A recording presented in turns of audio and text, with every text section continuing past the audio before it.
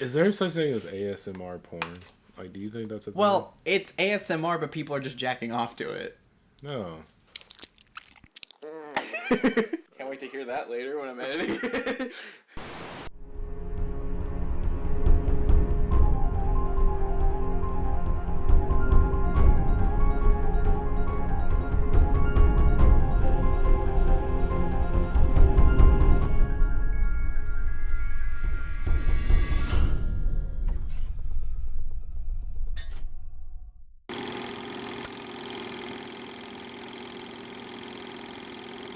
Iron Man 2, continuing on with the MCU. Yeah, so it's not the worst MCU sequel, but you can tell that they were still trying to figure things out. I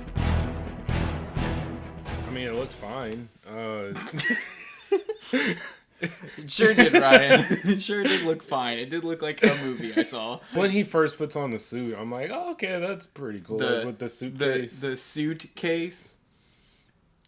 Oh, yes. Did you never think of that? No, I never thought of that. Oh, okay. Yeah, me neither. That's weird. The effects definitely still hold up pretty well. Mm-hmm. The only shoddy looking effect is Mickey Rourke at the end. Like, where his head's just kind of floating, yeah. I'm here in the room with you guys in this actual mech suit. Rhodey kind of looked like that as well. In some parts. Like, which one? In the chrome suit or the... Yeah, in the chrome suit. I was like, dude, you look... I think that was just the suit, though. Because it's like all Terminator 1000 looking. Yeah, maybe. I don't know. Did I call it by its full name? The T-1000? I think Jon Favreau... He's obviously a comedian director. And with that, the movie has a pretty good pace editing-wise.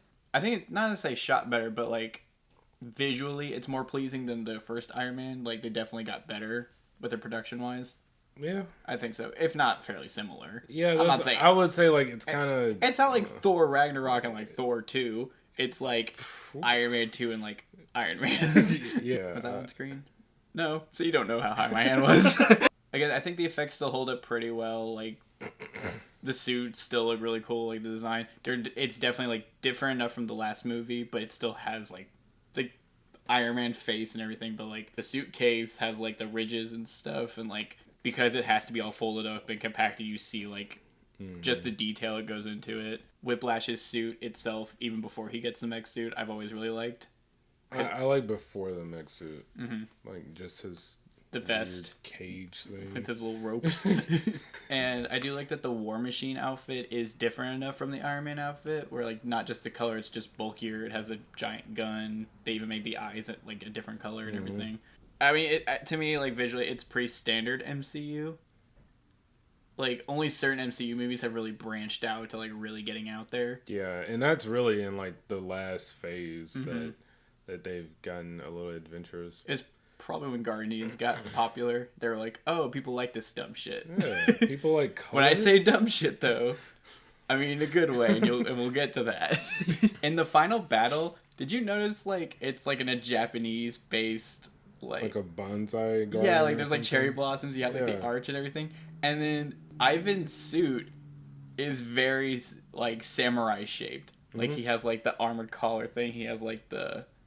What is that called? It's not loincloth or skirt. You know what I mean? It looks... Yeah. It's built like a samurai suit with ropes, which is weird because the movie isn't...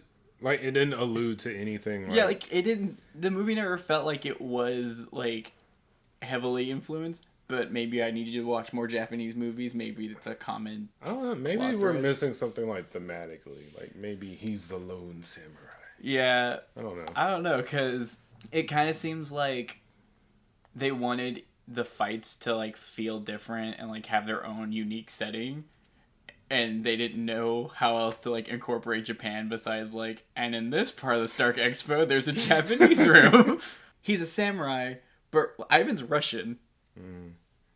Maybe I need to Google, but were there Russian samurais? There were black samurais. That was a thing. Were they Russian? No. Well, then that doesn't really answer my question. Robert Downey Jr. as Tony Stark / Iron Man. Perfect casting. I don't know what all you really want us to say that, like, he's great. No one else has said. The casting is so good that people refer to Robert Downey Jr. as Tony Stark if they can't remember his name. Yeah. A lot of the movie, due to its subpar storytelling, he carries the movie. He makes it to where it's a 2-hour movie, but, like, I don't mind it because it doesn't feel like 2 hours. It doesn't necessarily, yeah, because, like, any scene he's in, like, you're invested, you're entertained at what he's talking about.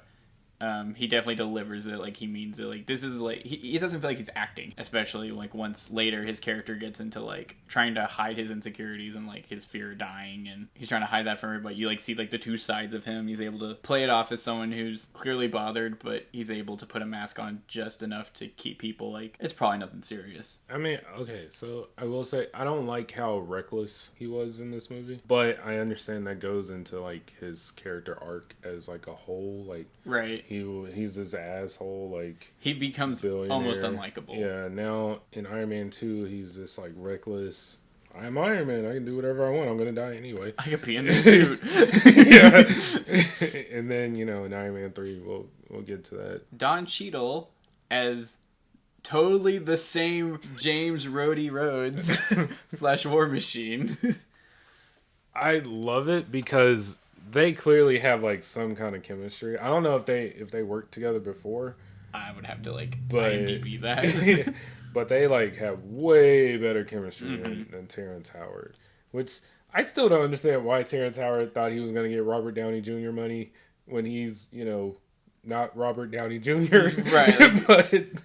But, I mean... like, dude, if you just stuck around for one more movie, you would have gotten a suit. Also, I like how, to introduce... By the way, this is a different actor, but... we want you to know it's the same character. The way he enters the courtroom, they're like, James Rhodes. And he's like, Rhodey? The camera's very much like, from behind, it's like, oh my god, it's Rhodey. And he's like, hey, man. Didn't think you were going to be here. But, like, if you didn't know about the recasting, you're like, who the fuck is this guy? It was confusing to me at first, like, when Iron Man 2 first came out. I was like, wait, you look different. Was it like one of those, when Seymour Skinner turns out to be, like, a war vet that, like, was with the actual Seymour Skinner? Is that what happened? The actual James Rhodes died on a mission. You're like, I can't tell his mom, so I'll just be James Rhodes. And everyone else just kind of played along. Man, they need to do that in the MCU. Like, if Black Panther dies and then, like, some like, random villager, like, just keeps the suit. But, like, it's like, originally it's, like, seen as recasting. Yeah, like, but then, like, 2 movies later, they're like, actually, T'Challa died. I didn't tell anybody. Like, he never takes the suit off. He's just always the only thing that only the eyes open. So that way, like, everyone's like, oh, it's him. It proved to definitely work for the better of the future of the MCU. That's for sure. I can't see, like, especially all the stuff that happened, like, in Phase 3. I can't see Terrence Howard pulling off anything that. Yeah, I don't know. Like, same. I guess because John Cheadle's been around for so long. Yeah. It's like I couldn't imagine another person, and like you said, the chemistry works great. Like, they just work really well off each other, and it definitely was more believable. Not that, like, the Terrence Howard and Tony relationship wasn't believable in the last movie, but they didn't really go into it as much. Right. But, like, this one, they were definitely like, oh, no, these guys are friends. Sam Rockwell as Justin Hammer. Cool. He's a thing. Justin Hammer is clearly, like, Tony Stark without the tech, and he's trying to be as eccentric as Tony Stark, but he's not naturally that charismatic. Yeah, so he just comes off as a douche. Like, he's just he's a fucking goober. Sam Rockwell is a fucking goober in this movie, and I kind of like it. Yeah. But the problem is the movie focuses on, like, he's the big villain, and I'm not interested in him as being the main villain. Like, he would be better as the side villain, but he's, like, put way bigger in the spotlight as the villain. But the whole point, like, his whole character is that he's not as charismatic or threatening as Tony Stark. So he's not that great of a rival up front. There's, like, small stuff. I wouldn't say small stuff. He gets Ivan out of prison. How does he meet Ivan? In a fucking airplane hangar with a giant white private jet behind him. and a dinner table with like wine glasses and imported ice cream from I think it's Italy, or is it San Francisco? I don't remember. Had this flown in from San Francisco. It's Italian though. One of those two locations are very similar. He's just chatting him up like he's clearly like a businessman, and then he goes to the Stark Expo and he's doing like a weird like little jig to the stage, trying to like mimic Stark's crazy entrances, and like he's trying to be Stark, but he doesn't naturally feel like him. And I think that's super well done. Because I didn't see him as a threat. Right, and that's the biggest problem with him as a villain. Hey, you're just there. Yeah, like, you're not gonna do anything bad. Yeah. You're gonna try. Because it's almost like that, oh, look, he's trying something. He's he adorable. thinks he's people. He was a big plot device. Him, yeah. I think that's bad when the villain is a plot device. For the other villain? Yeah. Like, it's not like they're working together and like they come off as like, oh man, what are the odds that these two would just come together and really fuck up Tony's life? It was like the only way logistically Mickey Rourke can get in the position he needs to be in. We need to add another guy, but not make him competent enough to be a threat as well. Right. And so when they're not together, it stops being threatening. Mickey Rourke as Ivan Vanko or Whiplash. Again, he's the other half of Sam Rockwell's character. Because, like, Sam Rockwell is the business side of Tony Stark. And Ivan is, like, the evil side of Iron Man. Because, like, he has, like, all the tech, the arc reactor, and all that shit. His motivation wasn't as believable as it should have been. I was just like, is that really the reason, like, you're just gonna go out and murder somebody? Tony Stark, yeah. Especially in, like, broad daylight. I guess the reasoning is the fact that that was the only place he knew Tony Stark would be. That's the only thing I can think of. But you could have just come to his house. Yeah, you really could have. He's not shy about where he lives or anything, really. Yeah. Here's my home address. 10880 Malibu Point, 90265. Yeah, I can't wait to talk about that. Actually, Ivan does reveal his plan, though. He wanted to be seen. Because the whole point was like... If you can make God bleed, then people will cease to believe in him.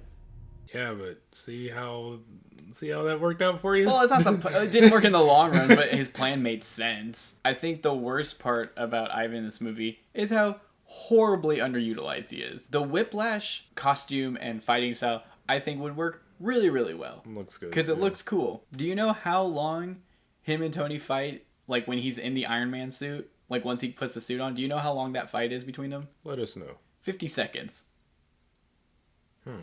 For the first 4 to 5 minutes of that, Happy's hitting him with the car, and he's trying to slap Tony. Like, Iron Man gets thrown around twice, and then he does, like, coils himself up, and then punches him. And then he was out. Yeah. He shows up at the end, and that fight with War Machine and Iron Man versus Whiplash in the mech suit is about a minute and a half. Yikes. That's not including, like, the whole build-up where, like, he shoots, like, the little bullet at him and it doesn't work. But I'm talking about, like, when they're actually fighting. Yeah.